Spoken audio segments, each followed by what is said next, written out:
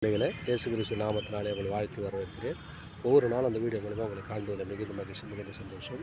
இந்த நாளில் ஒரு வேத வசனத்தை காண்பிக்கிறேன். 1 சாமுவேல் 1ஆம் அதிகாரம் 1 சாமுவேல் 1ஆம் அதிகாரம் 27ஆம் வசனம் சொல்லப்படுகிறது. இந்த வசனத்தை கொஞ்சம் கூர்ந்து கவனிங்க. 1 சாமுவேல் 1ஆம் அதிகாரம் 27ஆம் வசனம் சொல்லப்படுவது, இந்த பிள்ளைக்காக விண்ணப்பம் பண்ணினேன், நான் கர்த்தரிடத்தில் கேட்ட என் விண்ணப்பத்தின்படி எனக்கு கட்டளையிட்டார். பாருங்கள், நம்ம யாருக்காக விண்ணப்பம் பண்ணுறோமோ அவர்களுக்காக நம்ம விண்ணப்பம் பண்ணும்போது நிச்சயமாக அந்த விண்ணப்பத்தை கர்த்தர் கேட்டு விடுதலை தருவாங்க. நம்ம உண்மையான விண்ணப்பமாக இருக்கணும், நேர்த்தியான காரியமாக இருக்கணும். அதை காத்துக்காக நம்ம விண்ணப்பம் பண்ணும்போது நிச்சயமாக கர்த்தர் நம்ம விண்ணப்பத்தை கேட்டு அவர் விடுதலை தர வல்லவராக இருக்கிறார். புரியுதுங்களா? நம்ம என்ன பண்ணணும் சொன்னால், விண்ணப்பத்தை பண்ணும்போது இந்த பிள்ளைக்காக உடம்பு சரியில்லாத இருக்கலாம், ஒருத்தருக்காக நம்ம விண்ணப்பம் பண்ணி ஜெபம் பண்ணும்போது நிச்சயமாக அந்த விண்ணப்பத்தை கேட்பார்.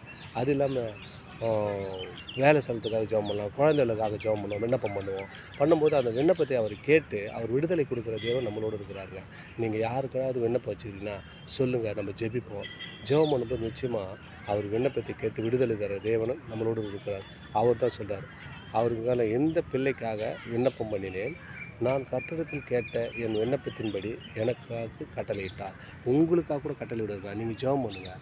உன் பிள்ளைக்காக, பிள்ளை இல்லையா, இல்லை வேலை இல்லையா, பிள்ளைக்கு என்னென்ன கேட்குறீங்க, எந்தெந்த தேவைக்காக கர்த்தரிடத்தில் விண்ணப்பத்தை வை, ஜெபம் பண்ணுங்கள். நிச்சயமாக கர்த்தர் விண்ணப்பத்தை கேட்டு ஆசீர்வதித்து வழிநடத்த அவர் வல்லவராக இருக்கார். தொடர்ந்து இந்த வீடியோ பாருங்கள், சப்ஸ்கிரைப் பண்ணி பாருங்கள், லைக் பண்ணுங்கள், ஷேர் பண்ணுங்கள். ஆமென்.